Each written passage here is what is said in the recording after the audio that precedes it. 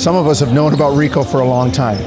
His runs at the gym in UCLA, they're legendary. It started with Magic Johnson. I don't think people realized that in '79. And then when Magic stopped playing, it kind of fell off, and Rico came back and took that on. In basketball, it's one thing about a player. When they see a movement, they see development, they see players getting better, every player wants to be involved with it.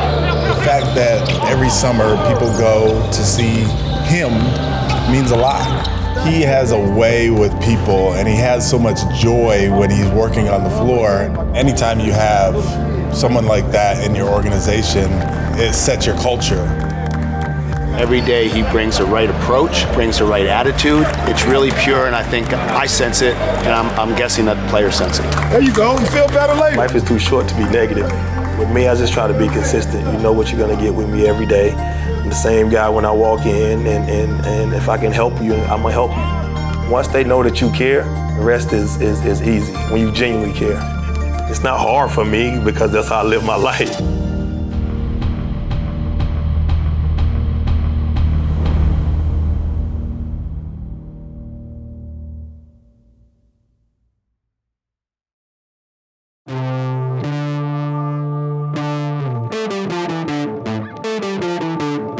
Back home in the city of Toronto after a huge win in South Beach on Monday, the Raptors back at Scotiabank Arena welcoming the Philadelphia 76ers, who, by the way, are coming off their first win of the season. Lock in, man. We got to protect home court. Go out here and set the tone early for the first 5 minutes of the game. Bench be ready to go. 1-0-3. 1, 2, 3. Pascal finds Scotty B. Barnes at three. He was working in that exact spot with Rico Hines before the game. Here's Pascal rising up. He is sensational tonight. 7 of 8 shooting, 19 points. 3 assists, 3 boards. You see Siakam to Barnes. Pascal's got a double-double. He is your quintessential point forward now. Raptors take it. 119 to 109. These two teams will meet again on Friday. Having those games, like where you have 2 games in a row, just gives you that playoff feel anyway. So it's good for us as a team to just see where we're at and see the things that we can get better at. Just continue to build until we get to have a position to play in the playoffs. Joel Embiid is not going to play tonight for Philadelphia, and so a smaller lineup for Philadelphia. We'll see how that plays out. Here's Barnes, the three, good! You mentioned it earlier before the game, working on it with Rico Hines. Maxey, the open corner 3, rattles it in. He's so tough to guard because he's not stopping. Raptors fall for the first time at home as they split the 2-game set here at Scotiabank Arena. Philadelphia takes it 112 to 90. Some of the things that I pick up watching you is just your positivity is like amazing. Refreshing. Thank you. I think it's so needed because the NBA season is, it's not linear. Yeah. It's up and down. It's a grind. Why do you think that mental part is so important? I always try to be positive, man. Life is too short to be negative. The same things that I try to live my life by, I try to bring it to the court. You know what I mean? So you don't have to really change. With me, I just try to be consistent. You know what you're gonna get with me every day. I'm the same guy when I walk in, and if I can help you, I'm gonna help you. You know what I mean? And that's just my core values is from my family. I'm from Greenville, North Carolina. A lot of people don't know that. Most people think I'm from LA, but I'm actually from Greenville, North Carolina. It's a smaller city, but it's known for sports. Everybody loves basketball, they love football, they love baseball, they love all kinds of sports. My first memories of playing basketball is my mom and my father and my uncles giving me the basketball and going outside every day with my cousins and close friends and near where I stay, and just staying out pretty much till nighttime playing basketball all night, all day and all night. And anytime I had any free time, me and my friends and my cousins would go play basketball. This is at a young age. This is at 7, 8 years old. And then I slowly started getting better and better and better. But, the love for the game obviously comes, for sure comes from my family. as I got towards my sophomore year in high school, I became really, really good. My junior year, I became the #1 player in the state of North Carolina for the junior class. So I started to realize, like, yo, I'm pretty good, and I worked really hard, and I loved it. I've always loved the game. I've always loved it. It came from my family. Going into my senior year, going to the different Nike camps and all the prestigious camps around the country, you know, I figured, you know, I was just as good as everybody else in the country. You know, I got recruited to go play at UCLA, and I got off the plane on my recruiting visit, and I said, you know, I'm not taking any more visits. I want to play at UCLA because it was such a nice place. Man, Rico, we go way back since 1997. It was Rico, myself, incoming freshman at UCLA. And it goes back to us putting money together to buy pizza. Deep soul, old soul. Even when we were 18, we didn't believe he was really 18. We thought he was like 35. You know what I mean? He always had this old spirit to him. It always been like the more mature voice, but a lot of passion, a lot of energy. And our basketball minds just started to develop. And under Coach Lavin, he had this thing when we was freshmen called 50-Year Life Plan. We had to do it like once a month and talk about the next 50 years after basketball. So it kind of got us thinking about coaching, staying in the game, and kind of being creative within the space.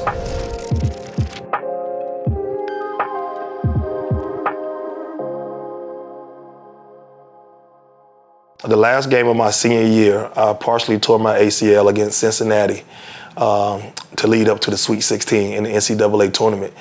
And I was crushed because I definitely wanted to go and continue to play basketball and after college, but I always knew what I wanted to do in life. I always wanted to coach. I knew that, you know what I mean? So what I decided to do was, you know, I had an agent at the time. He was like, Rico, I could help you work with some guys, some different guys, and you can continue to rehab. You can work with some of my clients and work those guys out and help develop those guys. And at the same time, you can do your rehab and figure out if you want to continue to play. And if you do want to continue to play, I'll help you get a job and you can go from there.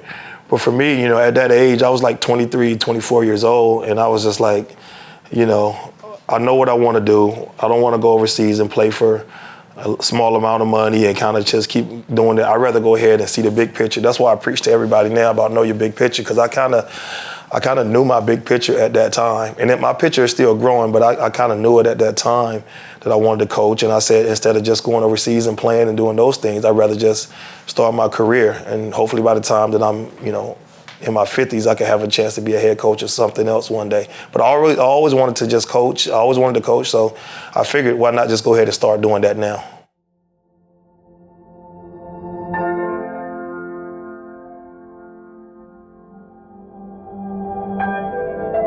I was very fortunate enough to be very good friends with and college roommates with Baron Davis. He had just got traded to Golden State, and he was going through some back injuries and going through a few things. And he was like, Rico, I want you to be with me full time and working with me, because I was working with a lot of different guys, but he wanted me to just work with him and help him and work with him as far as his game and everything. And Nelly came down, and we were on the court working out one day, you know, early in this, you know, before the season. And it's a funny story. And if you know Nelly, he's different, right? And he just came down. He watched me work out Baron and a few other guys, pretty much a lot of the guys that were on the team. I worked them out all the time. He came downstairs and saw me. He said, hey, Rico, how would you like to join my staff? I don't have a lot of money to pay you, but you know, I think this would be a great opportunity for you to get your foot in the door. And I said, hell yeah, coach, for sure, no question. You know, sign me up. At that time, I was 26 years old, you know what I mean? And the rest is history. I've been coaching ever since. As I got older and started coaching, it was guys like Tim Gergerich who I wanted to be like, who's like in the coaches realm, he's like, you know, he's like the guy, you know what I mean, in the coaches, in the coaching world, as far as player development, being a good assistant coach, and always been on the court with the guys. So Tim Gergerich is a guy that I look up to since I've been coaching. Steve Silas, the coaches for the Houston Rockets, is a close friend of mine who you know, I have conversations with. So as I got into coaching, those guys kind of helped me out a lot. Rico and I go way, way back. Even before he worked with Golden State, we were friends through Baron Davis. So when he came to be player development, he helped me more than I helped him, I think, just because he has a way with people, and he has so much joy when he's working on the floor. And I was like, just like more in the box type guy, and really like concentrating on the drills and less about the energy and less about like the fun of it. And he's so much fun and so much fun to work with and so very good at what he does. He brought that out of me. So I credit like my success and my being a head coach to being with him, because he brought the fun kind of into the equation when it came to coaching for me. He's going to always study the game and study parts of the game, just almost like an addict of the game, right? He's always looking to see what's next, what's best, the next detail, the next rhythm, the next coming of style of play. Like he's always been ahead of that.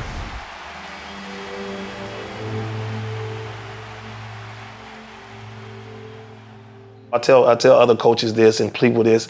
I said sometimes, you know, guys, especially this generation of guys, they don't want a father figure, but they want a good uncle. You know what I mean? A lot of times, guys around the league and everywhere call me Uncle Rico to this day. You know what I mean? And you know, that's what I want to be. You know what I mean? Sometimes you don't want a father figure. You want somebody that you can go to and talk to without them, you know, judging you, so to speak, but just giving them good advice and having a open ear for them. Players can relate to him. His energy, his insight, the knowledge, wisdom that he has, he shares with all the players. You know, he creates that relationship bond between all the players that's very personal and deep. And that's why everybody call him Mom, because he's like that uncle you can go and talk to about anything. Go, hey, big fella, when it's your turn to go, would you run into a little pick and roll? Pop, boom, yep. So come on, roll hard. Yep. Yep.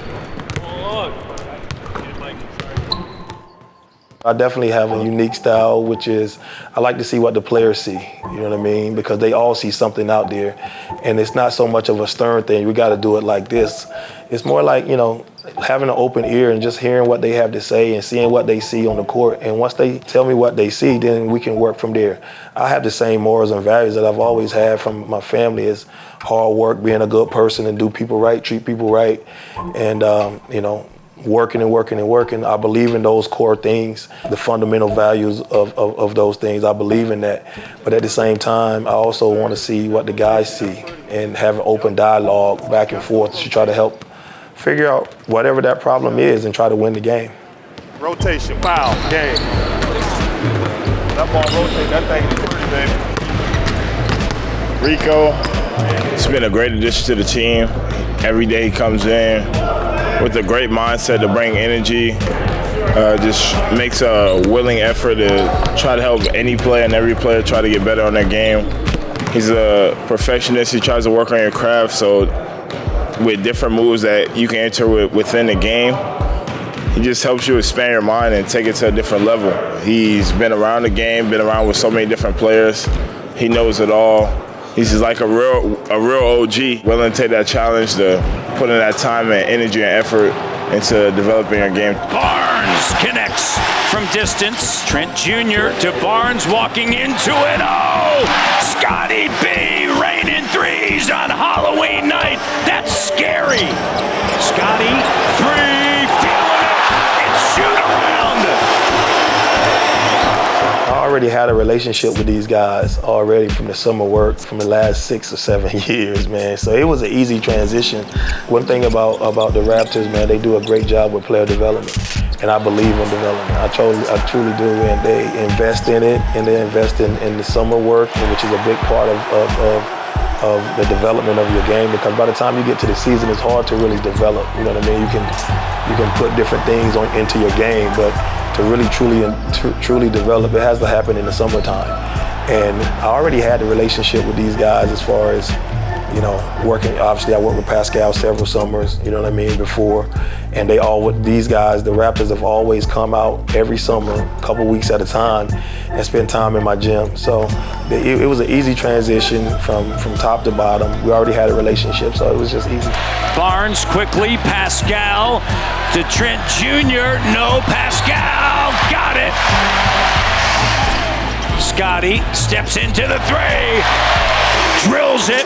Career best 5 made threes. Raptors take it 139-109 in impressive W. Very impressive. Love the way they came out.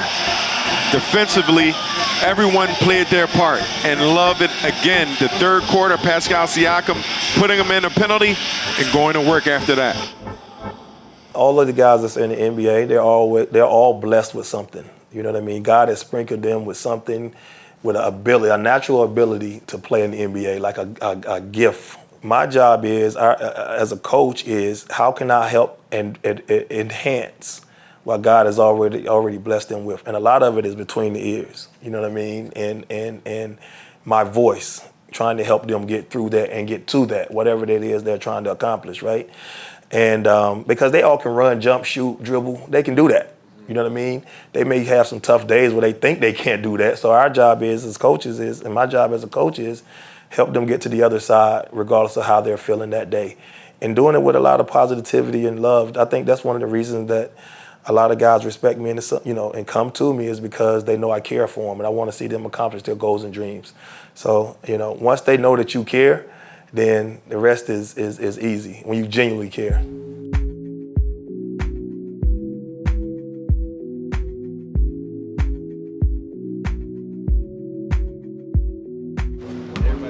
You met his mom, he's exactly like his mom. His mom is very loving, empathetic, but at the same time, she has an edge, he has an edge, and always skillful in what they do. Hell yeah, we got 6. There you go, Toronto. Take shots. Then we got 7. There you go. There you go. Then we got 8. Anytime you have someone like that in your organization, on your coaching staff, that it sets your culture. Your culture is your people. And if you have the right people, like a Rico, who has great energy, great knowledge, and players gravitate to, who can also help your guys get better, then it's a win-win-win-win-win for the organization.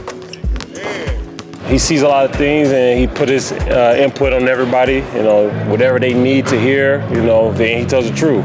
Whether I need to rebound more or be aggressive, he lets everybody know what they need to do, which is very important. Since he came here, he always helped me. He helped me from when he was in Sacramento, or always kept in touch with me. So it's a great guy to have on the coaching staff now, and be able to see him every day and get a little bit of what he thinks about my game. And so every day you come in with the coaches and staff, they always trying to bring energy, always trying to keep us in positive mood, positive spirits. That's what people love to be around. That's it. Nice. That's it. Every day he brings the right approach, brings the right attitude, and gets these guys going on days. And sometimes it's just the nature of the season is there's going to be a day or two during the course of a year where they don't have it, and they need to have it. It's really pure, and I think I sense it, and I'm guessing that the players sense it. They're 5-2. They play hard. They play fast. Let's match the intensity. Let's some out. Come on. We on 3. 1, 2, 3. It's not hard for me because that's how I live my life. The Raptors have been very open and welcoming with that, and they have a lot of great character guys here too. And it's just an easy transition because all these guys here that play on this team are great guys. I think Masai and Bobby and Nick do a great job of vetting who they want on their team, and they go out and get those guys, and they're all great character guys, and it just makes my job easier, makes our staff jobs easier, and we can be ourselves. And it's fun because every time we're in OVO or in a game, we expect to win. That's going to do it. The Raptors are going to come away with this victory. 143-100. You play defense at the level they've played at the last few games, Matty D. This Raptor club's going to be very successful over the long haul. Anytime that I leave any person on the court or wherever, hopefully they can feel my pureness of the game of basketball. I'm very pure and I'm very genuine. And hopefully when you're around me, that can rub off on you and you can feel that and you can understand who I am better. Just the pureness, my pure love for the game of basketball. One of the reasons why, man, is just because, I love it from my family. And I think that, as a lot of young black Americans, kids growing up, I think it saved our lives. You know what I mean? It kind of saved our lives, and it gave me something to work towards. It gave me something to do, to not have idle time, to not have an idle mind, and to, you know, something to focus on during those times when things might not have been as good at home or you know, in school or wherever. I know that basketball for those 2 hours or whatever the case, however long, that I could take my mind off anything else and just focus on the game of basketball. And I'm still that way to this day. You know what I mean? I have not lost the 10-year-old little boy. That's still me as a 44-year-old man. The same pureness and love and joy that I got then, I still have it now.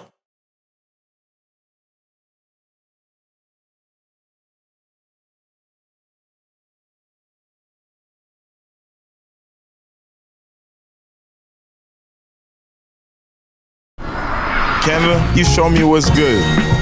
No one has passion like you. And you know that's worth capturing, right? This isn't just another city.